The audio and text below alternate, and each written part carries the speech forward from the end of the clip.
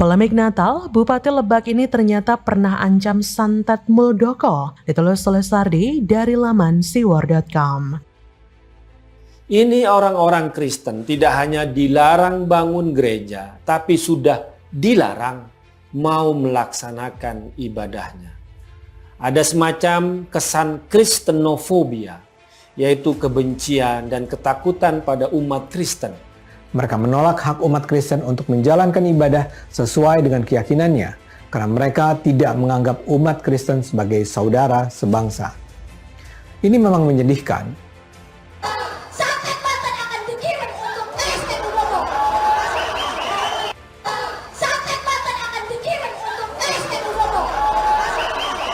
Berarti kata-kata yang keluar itu sudah sering keluar masuk di dalam pikiran dia. Apalagi ditambahin bagaimana gestur tangannya. Kalau gestur tangannya sama mukanya itu begini, berarti dia mempunyai kekuatan. Dia sering berhubungan dengan istilah itu. Itu menjadikan bahwa hati-hati menggunakan mulut. Baik. Mulut itu bisa menjadi berkat ataupun berkah dan bisa menjadi kutuk. Tiap menjelang hari Natal selalu saja ada cerita-cerita mengenai penolakan dan larangan beribadah. Bahkan dulu lebih parah, sempat ada ormas yang melakukan sweeping atau razia atribut Natal. Kali ini polemik datang dari warga Kristen di Kecamatan Maja, Lebak, Banten. Bupati Lebak, Iti Oktavia Jayabaya, membantah kabar larangan ibadah Natal umat Kristen di Kecamatan Maja, Lebak, Banten. Warga Kristen diminta beribadah di kawasan Rangkas Bitung karena Maja belum ada gereja. Nah, sebagai info, perlu kalian ketahui, Bupati ini dari Demokrat. Sudah tahu kan, Demokrat itu partai yang gimana? Ingat Demokrat, ingat apa? Jawaban yang sangat mudah. Bahkan, bocah ingusan pun bisa menjawab. Jadi ceritanya warga selama ini beribadah di rumah atau ruko karena Maja belum ada gereja. Kata Iti Oktavia, pengembang rumah keberatan dengan alasan sudah menjadi milik pribadi. Iti berkata, jadi ini kan harus ada izin lingkungan. Di situ peruntukannya adalah untuk ruko dan pemukiman yang tidak boleh secara undang-undang, izinnya harus sesuai. Tidak ada pelarangan, namun berdasarkan hasil kesepakatan dari musyawarah FKUB bahwa pelaksanaan ibadah bersama Natal hanya boleh dilaksanakan pada tempat yang sesuai dengan perizinannya. Kata Iti lagi sambil ngeles. FKUB lagi. Akronim ini kalau kalian melihat kenyataan di lapangan sebenarnya sama sekali kurang membantu. Ini sebenarnya cerita yang sudah usang dan terjadi berulang kali. Ujung-ujungnya sama saja. Ada solusi tapi seolah dipersulit. Begini saja deh, Bupati tidak larang ibadah. Kenapa tidak memudahkan warga ibadah dengan menyediakan gedung serbaguna atau tanah lapang kosong atau bagaimana kek? Bupati ini ada kesan takut dan tidak berani bertindak lebih jauh. Entah mau cuci tangan atau main aman, kenapa harus suruh mereka ke tempat lain? Contoh lah Walko Depok yang begitu peduli dengan keluhan dari sebagian orang yang mau beribadah sehingga nekat merelokasi sekolah demi membangun masjid padahal di daerah sana sudah ada cukup banyak. Ini warga mau ibadah setahun sekali saja kok nggak bisa. Alasan ini, itulah. Kadang miris banget melihat mereka yang beragama Kristen. Mau ibadah saja harus ikuti prosedur dan persetujuan pihak lain. Kalau umat agama mayoritas, apakah perlu juga? Dari sini saja sudah jelas kok masalahnya. Apa susahnya sih bikin warga bahagia? Hanya setahun sekali loh. Soal rumah yang harus sesuai peruntukannya, ayolah, kayak nggak tahu aja. Kalau rumahnya dijadikan tempat usaha atau rental, apakah melanggar peruntukan juga? Kita semua sudah tahu ada sentimen di balik ini semua. Katanya sih, Iti ini menyarankan warga Kristen untuk segera mengurus perizinan pendirian gereja. Ia mengaku sampai saat ini belum ada pengajuan izin pembangunan gereja yang masuk. Iti berkilah,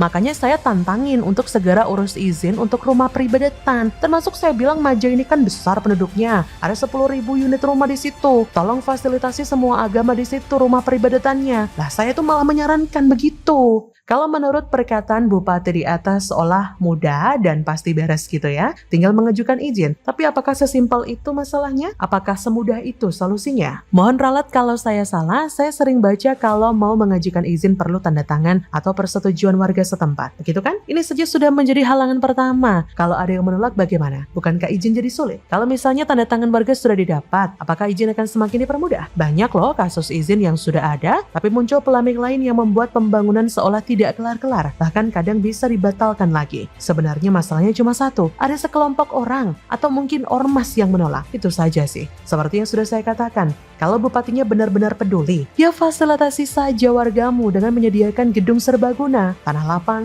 atau tempat yang bisa dipakai. Bupatinya mau nggak? Tanda tanya besar kan? Dan satu lagi, orang ini ternyata dulu pernah bikin kontroversi. Ini terkait dengan perseteruan antara Muldoko dan AHY. Muldoko disebut akan merebut Demokrat lewat KLB. Iti berkata, "Saya Iti Oktavia Jayabaya, Ketua DPD Partai Demokrat Provinsi Banten beserta Ketua DPC dan seluruh anggota DPRD di mana saya diberikan amanah dan pemilik suara yang sah sebagai Ketua DPD. Kami menolak KLB ilegal dan Banten tidak gentar. Kami tetap setia dengan ketum kami yang ganteng, Bapak Agus Harimurti Yudhoyono. Kalaupun perintah lain kami harus turun berdemo, kami siap. Santet Banten akan dikirim untuk KSP Muldoko. Terima kasih," kata Iti Oktavia. Ya, silahkan nilai dan komentar ya. Hanya Jokowi yang berani tampar Uni Eropa lewat pidato menohok. Ditulis oleh Sardi dari laman siwar.com.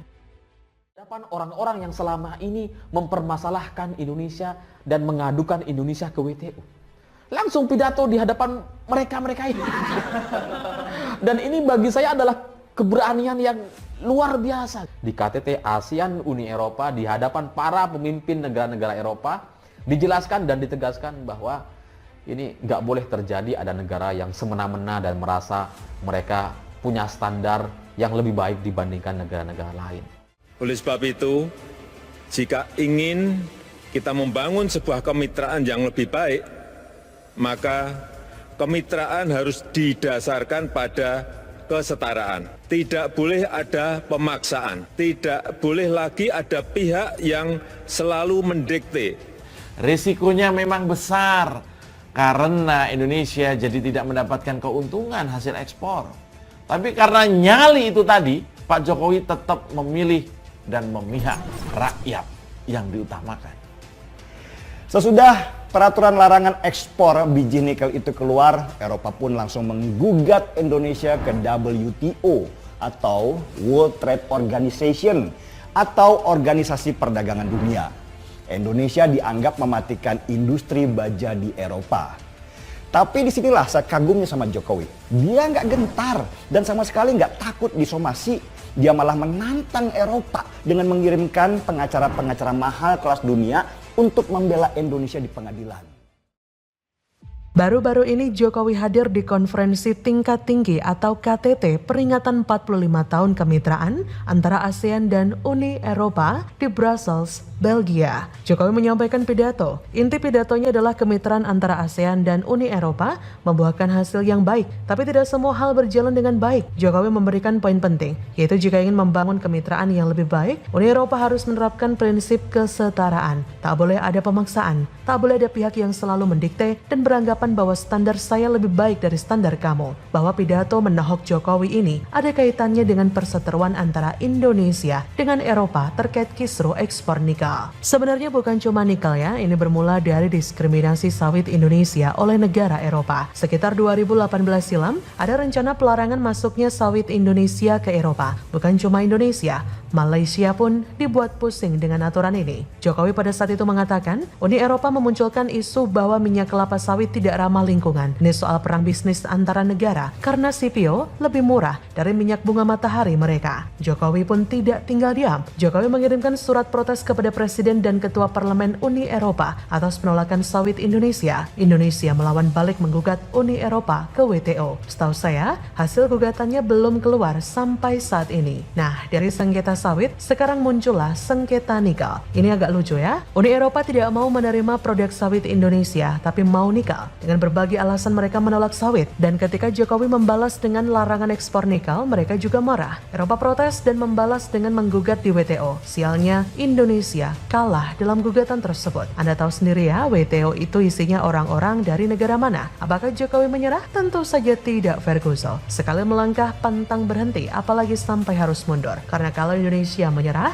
dan menganggukkan kepala, Uni Eropa bakal arogan dan semakin berani mengorek sumber daya alam Indonesia dengan berbagai cara. Jokowi berkata, kita lawan Uni Eropa. Hilirisasi adalah harga mati. Jokowi akan melawan hingga titik darah penghabisan. Jokowi bilang, pemerintah akan siapkan pengacara terbaik dunia dunia untuk melawan gugatan tersebut. Indonesia memang kalah gugatan, tapi Indonesia ajukan banding yang akan memakan waktu bertahun-tahun, bahkan bisa sangat lama. Dan kesempatan inilah yang dimanfaatkan pemerintah untuk segera menghilirisasi industri nikel secara besar-besaran. Gilanya lagi, pemerintah rencananya juga akan melarang ekspor bauksit, timah, dan konsentrat tembaga. Mampus, mau nikel, silahkan investasi pengolahan di Indonesia. Tidak boleh beli mentahnya. Jokowi paham hilirisasi nikel bisa menghasilkan keuntungan berkali lipat ketimbang ekspor mentah. Potensi ratusan triliun rupiah setiap tahun, itu dari nikel saja, belum bahan mentah lainnya. Lapangan pekerjaan terserah banyak, ekonomi meningkat, efek dominonya besar. Saya berikan sebuah analogi sederhana, supaya kalian paham kenapa Jokowi menstop bahan mentah. Bayangkan saja Indonesia punya beras, tapi Indonesia tidak bisa mengolah beras menjadi nasi goreng. Selama ini orang luar membeli beras murah meriah, sekilo hanya Rp10.000.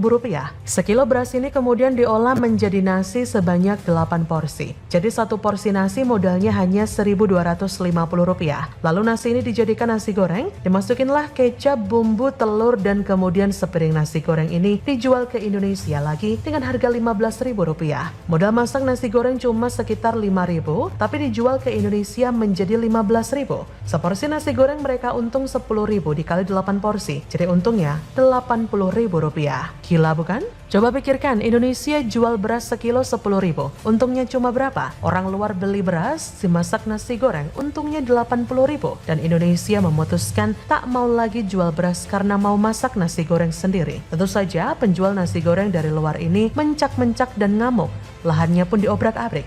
Tapi mereka tak bisa salahkan yang punya beras dong. Situ yang punya beras, suka-suka dia dong mau jual beras atau tidak. Mereka malah marah dan menggugat. Indonesia lalu menawarkan investasi. Kalau mau beras, bikin warung nasi goreng di Indonesia. Lah mereka juga protes, karena bikin warung kan butuh modal lagi. Begitulah kira-kira yang terjadi dengan sengketa nikel ini. Negara luar tidak ingin Indonesia maju, Indonesia dihalangi. Bila perlu dibuat bego selamanya, supaya sumber daya alamnya bisa dikeruk dengan harga murah. Menang tidaknya gugatan terhadap sawit dan banding terhadap nikel itu tidak akan menghilangkan fakta bahwa Jokowi adalah presiden yang paling bernyali. Setidaknya, Jokowi melawan sampai titik darah penghabisan, bukan menyerah dan mencium kaki negara asing yang mau mengeruk kekayaan alam di negeri ini. Salut untuk Jokowi. Bagaimana menurut Anda?